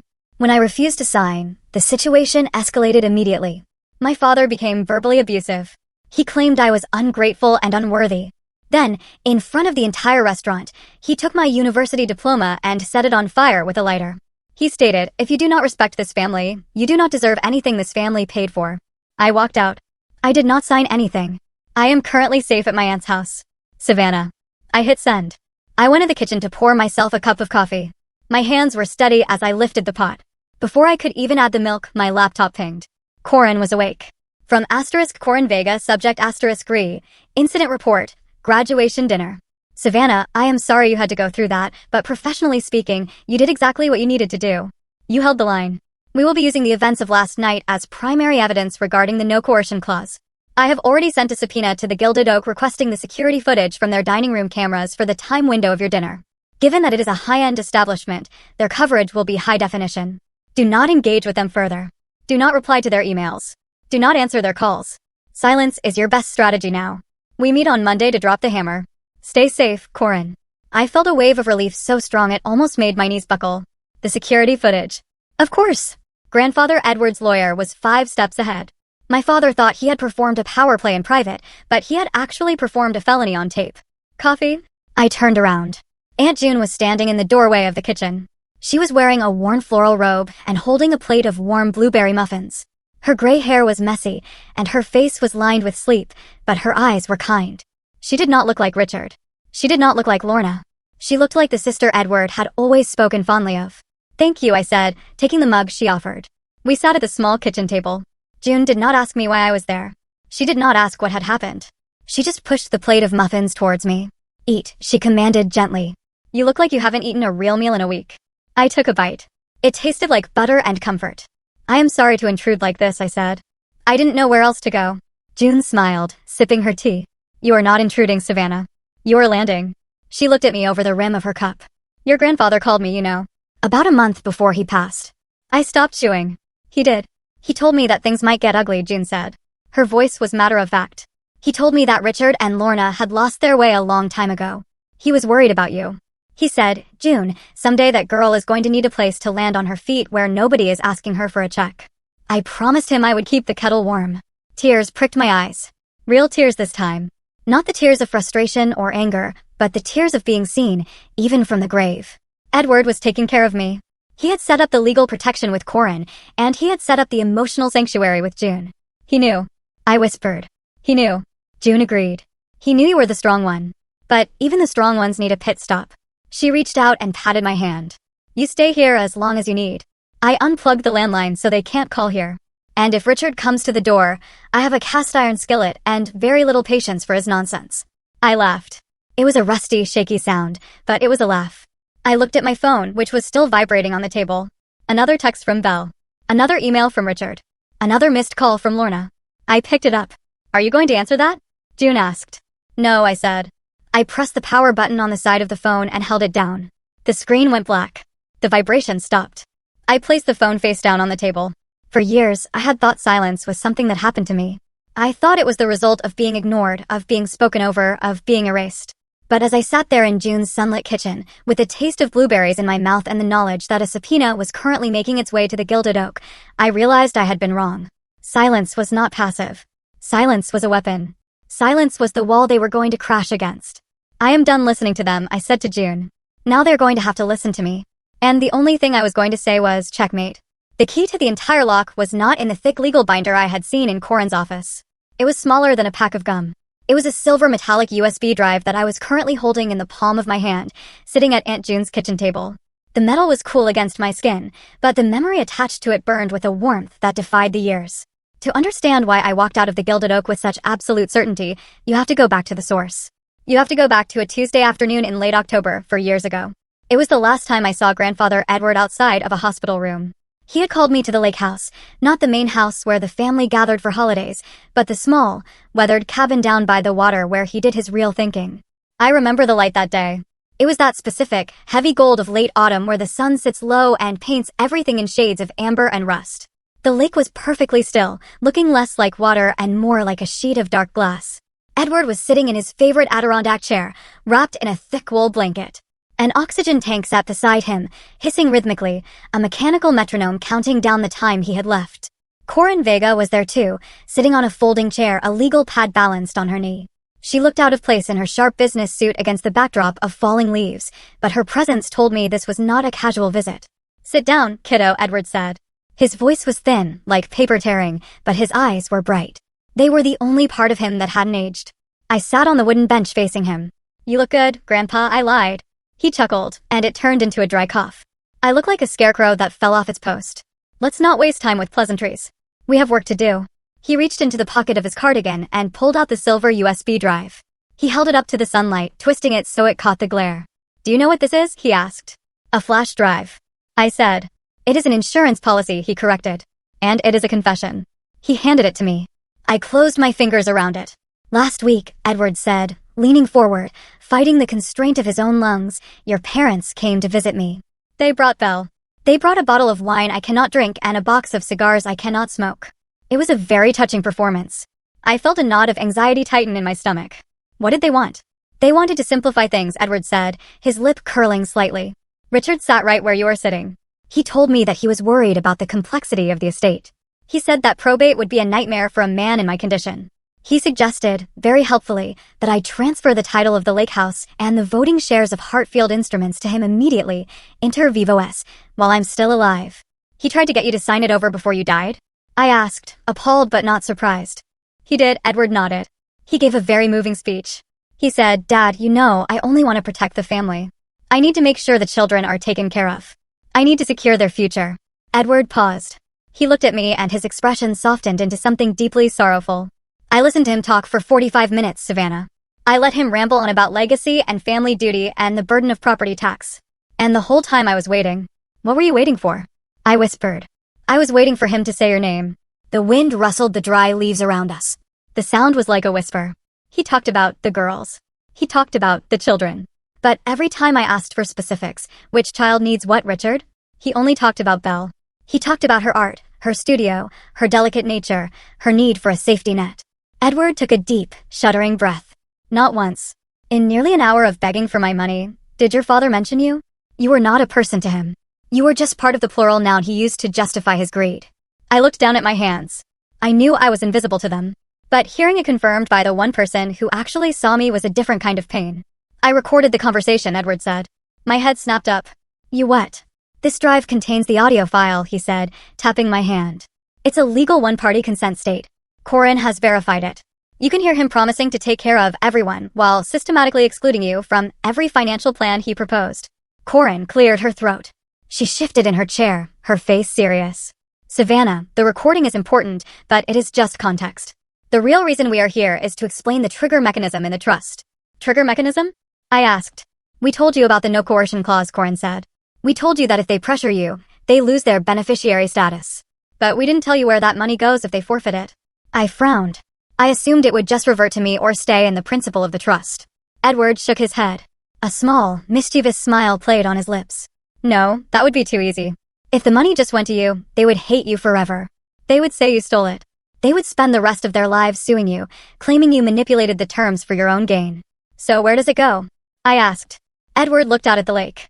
If Richard, Lorna, or Belle violate the no coercion clause, if they try to force your hand and trigger the forfeiture, their share of the estate does not go to you. It leaves the family entirely. He turned back to me. It automatically transfers to a dormant charitable entity I established last month, the Edward Hart Science Scholarship Fund. My mouth fell open. Specifically, Corin clarified, reading from her notes. The funds will be used to provide full-ride scholarships for female students pursuing degrees in data science and engineering who come from low-income backgrounds and lack family support. I stared at them. The brilliance of it was terrifying. Do you see? Edward asked softly. If they attack you, they do not just lose the money. They lose it to 1,000 girls who are exactly who you used to be. Grandpa, I said, my voice shaking. That is nuclear. If they find out, they will lose their minds. That is millions of dollars. It is only nuclear if they push the button, Edward said firmly. That is the beauty of it. If they treat you with respect, if they accept your leadership, if they are kind, if they act like a family, they keep their share. They get the income. They get the lake house access. They get everything they want. He leaned forward, gripping the arm of his chair with a hand that was mostly bone and translucent skin. It is not cruel, Savannah. It is a mirror. They decide what they lose by how they treat you. If they are greedy, they lose everything. If they are kind, they keep it. I am simply letting their own character determine their financial future.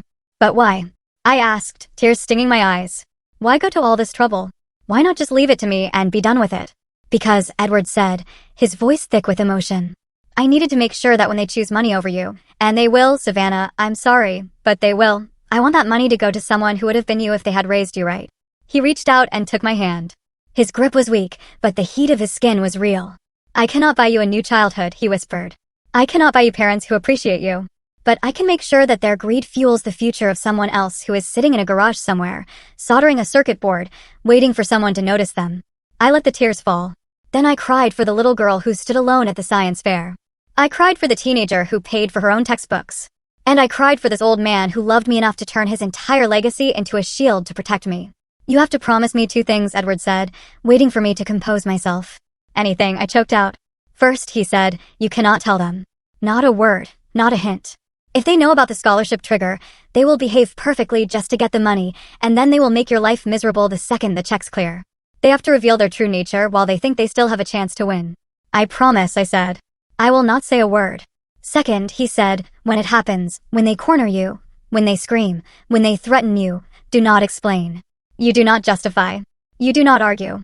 You just let the truth speak. You walk away and you let Corin handle the paperwork. I promise, I repeated. Good, Edward said. He settled back into his chair, looking exhausted, but lighter, as if a great weight had been lifted from his chest. They think they are playing chess with me, he murmured, closing his eyes against the sinking sun. They think I am just a pawn they can knock over once I'm in the grave. They forgot that I taught you how to see the whole board. They forgot that the most dangerous piece in the game is the one they never bothered to guard. He opened his eyes one last time and looked at me. You are the queen on this board, Savannah. Never let them treat you like a pawn.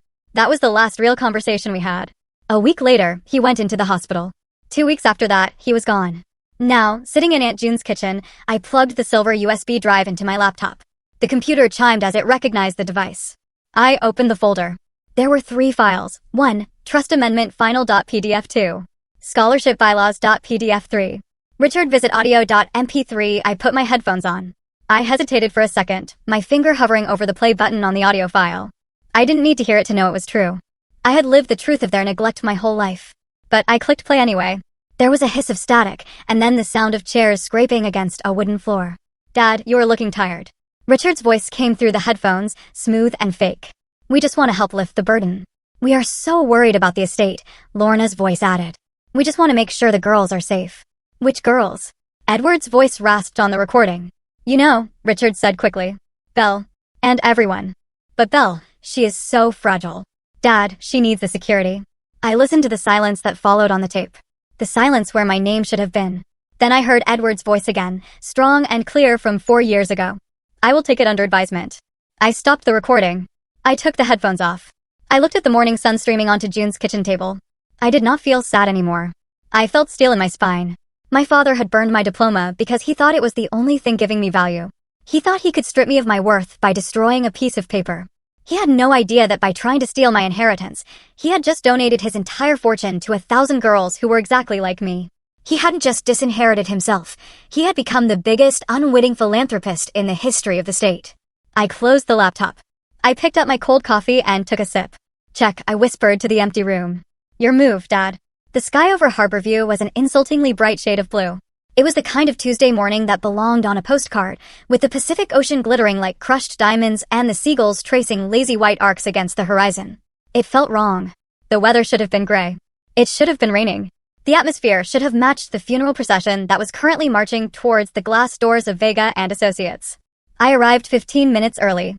I parked my car, a reliable 4-year-old sedan that Richard had once called embarrassingly sensible, between a black Porsche and a silver Mercedes. I checked my reflection in the rearview mirror.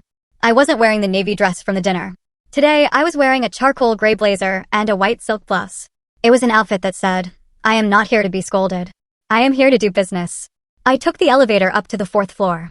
The office of Vega and Associates was a study in intimidation through minimalism. The waiting area had no magazines, no television, and no soft music. It was just polished concrete floors, abstract art that looked like bruised fruit, and a wall of glass that offered a panoramic view of the harbor. It was a place where serious money was managed and where frivolous people were usually asked to leave. Corinne Vega was waiting for me in the main conference room. Good morning, Savannah, she said. She did not hug me. She did not offer me a pitying smile. She shook my hand firmly, her grip communicating a professional solidarity that was worth more than 1,000 hugs. Good morning, Corinne, I said. Are we ready? We are, she replied. She gestured to the table. It was a long slab of reclaimed walnut, polished to a mirror shine. At the head of the table sat Corinne's chair. To her immediate right, she had placed a chair for me. This seating arrangement was deliberate. In every family meeting we had ever had with school principals, with guidance counselors, with real estate agents, I had always been placed opposite my parents. I was the defendant. They, in front of me.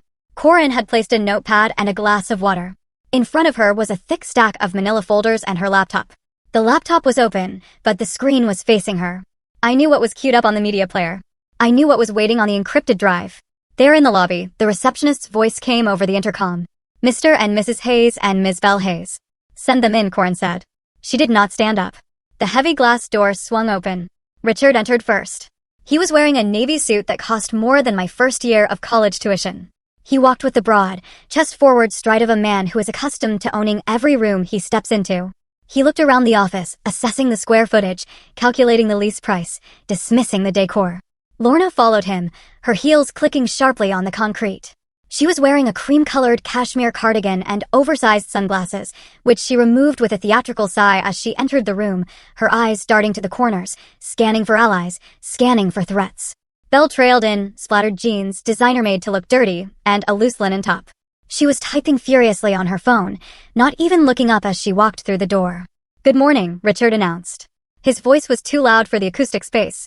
He walked towards the head of the table, expecting Corinne to stand and greet him. She did not move. She simply gestured to the 3 chairs on the opposite side of the table.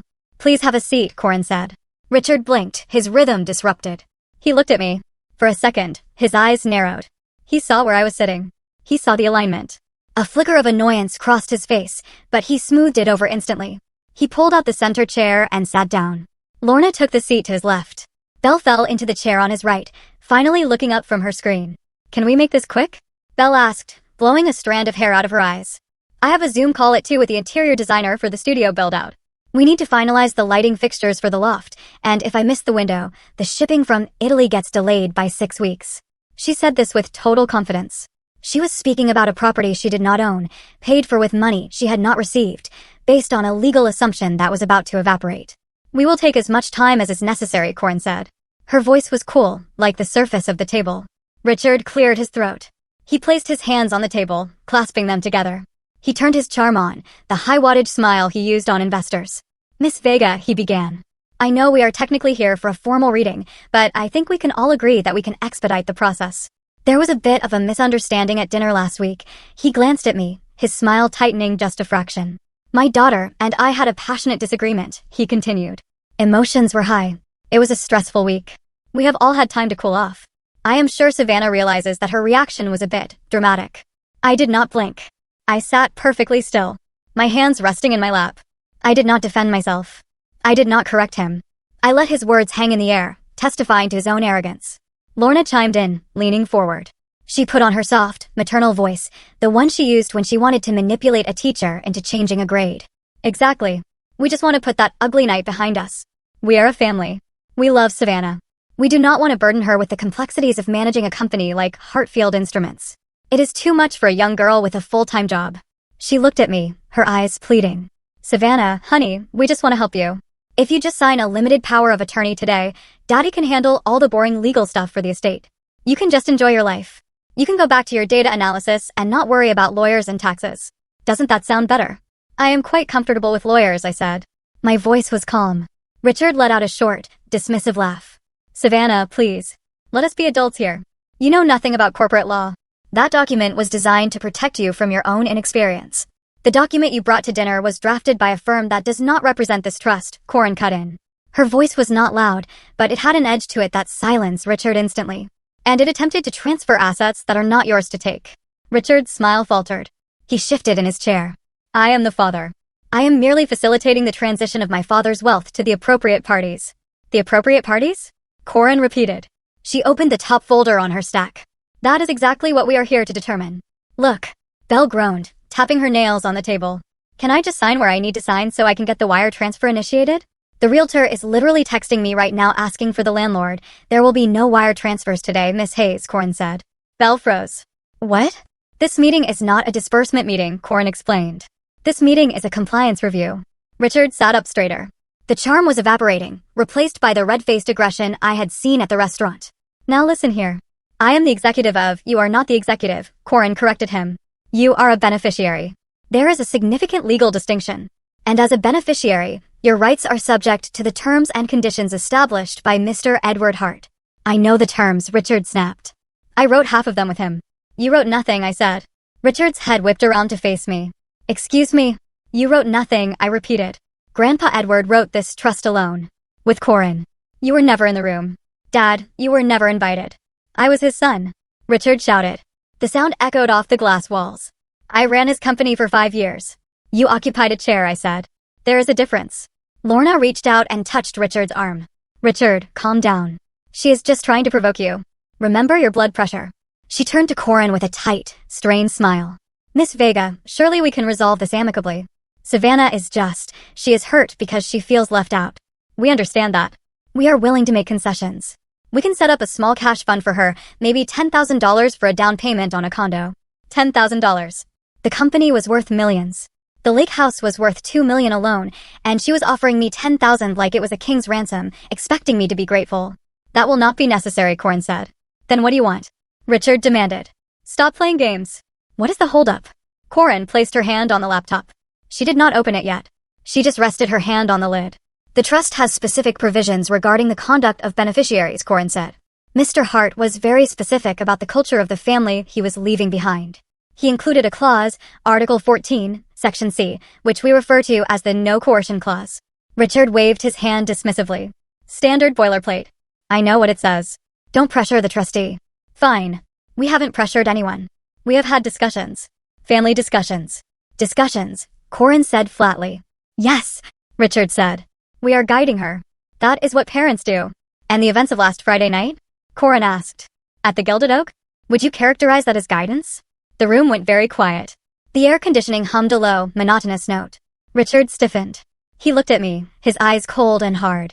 He realized, perhaps for the first time, that I had told her. But he was arrogant. He assumed it was my word against his. He assumed that without a police report, without witnesses who were willing to testify against a prominent businessman, it was just hearsay. That was a private dinner, Richard said slowly. Arguments happen. People get emotional. It has no bearing on the legal standing of the estate. Yeah, Belle added, rolling her eyes. He just yelled a little. Savannah is just being a snowflake about it. She is so sensitive. He burned my diploma, I said. It was a piece of paper. Richard exploded. It was a dramatic gesture to show you that you were focusing on the wrong things. I was trying to teach you a lesson about values. You burned her property, Corin said, writing something down on her notepad. And you issued an ultimatum. Correct me if I'm wrong, Mr. Hayes, but did you not say, if you do not respect this family, you do not deserve anything this family paid for? Richard's face went pale. I don't recall the exact phrasing. I do, I said. It is your word against mine, Richard sneered. And who is a judge going to believe? The hysterical daughter who ran away from dinner, or the father who has supported her for 20 years? Corin stopped writing. She looked at Richard. Then she looked at Lorna. Then she looked at Belle. You seem to be under the impression, Corin said, that we are negotiating. We are negotiating. Richard slammed his hand on the table. I am telling you to release the funds. Corin shook her head slightly. No, Mr. Hayes, we are not negotiating. We are simply informing you of the consequences of your actions. She rotated the laptop slowly. The aluminum casing scraped softly against the polished wood. She positioned the screen so it was facing the three of them directly. Today is only to review Mr. Edward Hart's instructions in full, Corin said, and to review the evidence that proves those instructions have been violated. She did not press play yet. She let the black screen sit there, a dark mirror reflecting their confused, angry faces. I watched them. Lorna was twisting a ring on her finger, her eyes darting between the laptop and my face. She was beginning to sense that something was wrong. The predator's instinct in her was twitching. Belle was looking at the laptop with a bored expression, clearly wondering why we were watching a movie instead of signing checks. And Richard. Richard was staring at the computer with a mixture of contempt and unease. He was a man who had spent his life bullying people into submission. He did not know what to do when the person across the table refused to flinch. I took a sip of water. The glass was cool in my hand. Are we watching a PowerPoint? Belle asked, breaking the silence. Because my designer is texting me again. She says if I don't approve the marble for the countertops by 3, we lose the lot. You do not need to worry about the marble, Belle, I said softly. Why not? She snapped. Because I said, leaning back in my chair, you are not going to have a kitchen to put it in. Richard's EAD snapped towards me. Watch your tone. Corin reached out and pressed the spacebar. The room filled with the digital silence of a video file initializing. And then on the screen, the timestamp appeared, Friday, May 14th, 8:42 p.m. Camera 4, the Gilded Oak Dining Room. Richard's face went from red to the color of old ash. Lorna gasped, her hand flying to her mouth. Belle dropped her phone. It clattered loudly against the table, but nobody looked at it.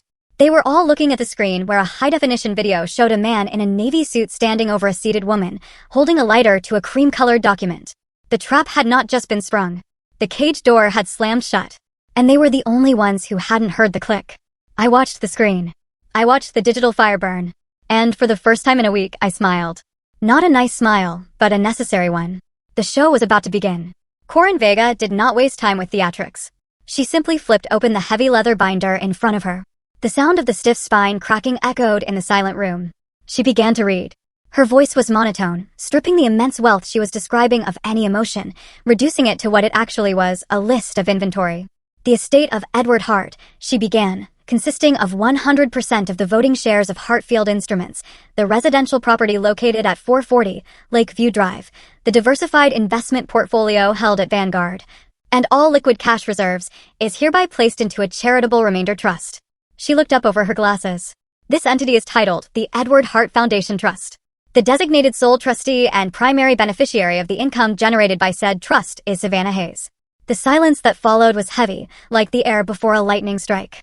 Richard blinked. He looked at Corin, then at me, then back at Corin. He laughed, a short, nervous spark of sound. Okay, Richard said, waving his hand dismissively. We know the structure. That is the temporary holding vehicle. Dad explained this to me. It puts the assets under a single umbrella to avoid estate taxes. And then once the probate period clears, the assets are distributed to the family. Savannah is just the placeholder name because she happened to be in the room when he drafted the first version. He leaned forward, his voice dropping to a confidential whisper. Edward told me privately, just weeks before he died, that everything would be transferred to my name once Savannah was stable. He knew she wasn't ready for this kind of responsibility. So, let us skip the preamble. Show me the real will. Show me the distribution schedule. Corin did not move. She did not shuffle her papers. She simply turned the page. There is no other will, Mr. Hayes, she said. This is the governing document. That is impossible. Richard snapped. My father would not leave a multi-million-dollar company to a 24-year-old girl who pushes paper for a living. It is absurd. Article 14, Corin read aloud, ignoring him completely. Section C, the no coercion clause. Lorna let out a high, trilling laugh. It sounded jagged. Oh, honestly, we know about the clause. It says we can't bully the trustee. Fine. We haven't bullied anyone. We are sitting here having a civilized meeting. This is just a formality to protect Savannah from strangers. Nobody actually enforces these things against parents. Let me read the definition of coercion as outlined by Mr. Hart, Corin said, her eyes laser-focused on the page. Coercion is defined here as any attempt to use intimidation, physical destruction of property, public humiliation, or emotional duress to compel the trustee to relinquish their rights or alter the distribution of assets. She paused. The penalty for violating this clause is immediate and total forfeiture of all beneficiary rights. The forfeited share shall be automatically transferred to the Edward Hart Science Scholarship Fund. Scholarship fund? Bell scoffed. Who cares about a scholarship fund? That's for poor people. Exactly, Corin said. And if the clause is triggered, that is where your inheritance goes. This is ridiculous. Richard said, his face turning a mottled red. You are bluffing.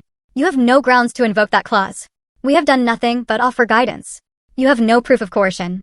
Corin stopped reading. She closed the binder. The room went dead silent. Slowly, deliberately, she rotated the laptop that had been sitting on the table.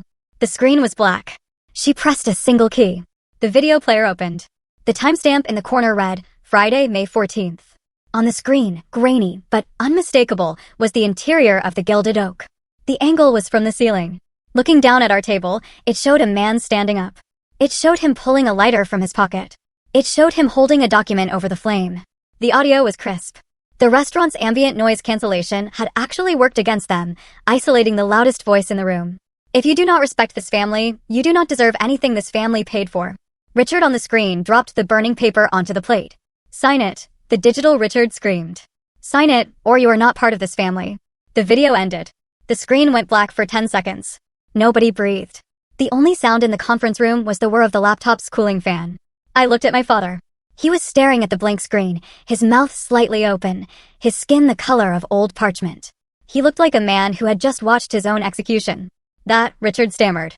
That was taken out of context. The context seems quite clear, Corin said. She reached into her folder and pulled out a stack of printed papers. She slid them across the polished walnut table. Here are the emails you sent Savannah at 3 a.m, she said. Here are the text messages from Belle demanding the studio.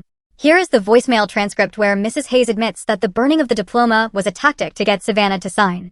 Corin folded her hands. This is a systemic campaign of pressure. You did not just ask her to sign. You threatened to disown her. You destroyed her property. You publicly humiliated her. You have checked every single box in Article 14. No, Lorna whispered. Tears began to stream down her face, ruining her makeup. No, you don't understand. We were just stressed. We want what is best for her. We would never hurt her. You already did, Corin said. But Mr. Hart anticipated this. He left one final instruction. She clicked on a second file on the laptop. This time the video was not security footage. It was a close-up of an old man sitting in a leather armchair. He was wearing a flannel shirt. An oxygen tube ran under his nose. He looked tired, but his eyes were sharp, the same gray steel as mine. Grandpa, Belle whispered. On the screen, Edward leaned towards the camera. Hello, Richard. Hello, Lorna, Edward said. His voice filled the room, raspy and warm, like a ghost invited to the table. If you are watching this, it means you did it. It means you pushed her. It means you chose the money over Savannah, just like I was afraid you would. Richard flinched as if he had been slapped. I knew you would try to take it from her, Edward continued. You think leadership is about control. You think wealth is about status? That is why I could not leave the company to you. You would have gutted it for parts to buy shiny things. Edward paused to cough, and the sound was painful to hear. I felt a lump rise in my throat.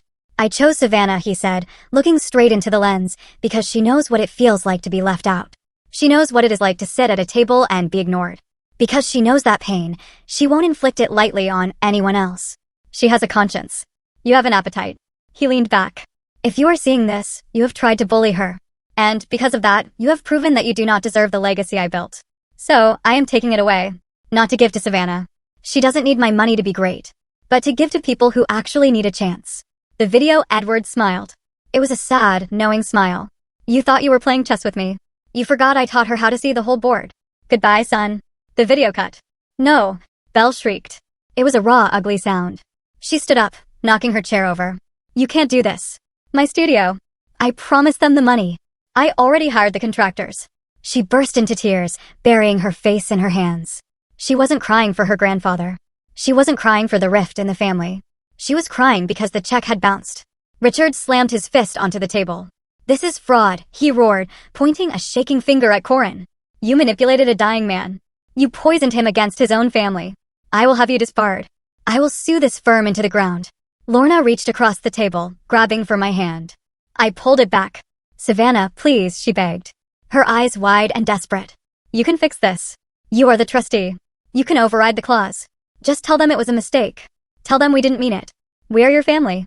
We only want the best for both of you. I looked at them. I looked at the father who burned my name. I looked at the mother who enabled him. I looked at the sister who only saw me as an ATM. I stood up. The motion was simple, but it commanded the room. I placed my hand gently on the leather binder that held the trust. You burned my diploma, I said. My voice was quiet, steady, and cold. You burned it to prove you could still control me. You burned it to show me that my achievements meant nothing compared to your authority. I looked Richard in the eye. He was breathing hard, sweat beading on his forehead. All you proved, I said, is that Grandpa was right not to trust you with anything that cannot grow back. Savannah, I am warning you. Richard snarled. No, I cut him off. I am warning you. I am the sole trustee of Hartfield Instruments. I am going to manage that company according to Edward's values. I am going to fund that scholarship. Every single dollar that was supposed to go to your lake house parties and your gallery openings is now going to pay for the education of girls who actually study. I will sue you. Richard screamed. I will tie this up in court for 10 years. Corin spoke up, her voice dry as dust. You are welcome to try, Mr. Hayes, but I would not recommend putting that video of you holding a lighter in front of a jury. They tend to frown upon parents who blackmail their children. Richard froze. He knew she was right. The video was a death sentence for his reputation. If that footage leaked, he would be a pariah at his country club, in his business circles, everywhere. He slumped back in his chair, defeated. The fight drained out of him, leaving only a bitter, hollow old man. I picked up my purse. I checked my reflection in the glass wall one last time. I didn't look like the invisible girl anymore. I looked like a CEO. This isn't me taking something from you, I said to the 3 people sitting in the ruins of their own greed. I turned towards the door. This is you handing it away. I walked out of the conference room. I walked through the minimalist lobby. I stepped into the elevator and watched the doors slide shut, cutting off the view of my family arguing with the lawyer. When I stepped out of the building, the wind hit me. It was a strong, salty breeze coming off the harbor. The sky was still that insulting, beautiful blue. I took a deep breath. It tasted of salt and freedom. I didn't know exactly what the next chapter looked like. I had a company to run. I had a scholarship to build. I had a lot of work to do. But for the first time in my life, the silence around me wasn't empty. It was peaceful. I walked towards my car ready to start. My life.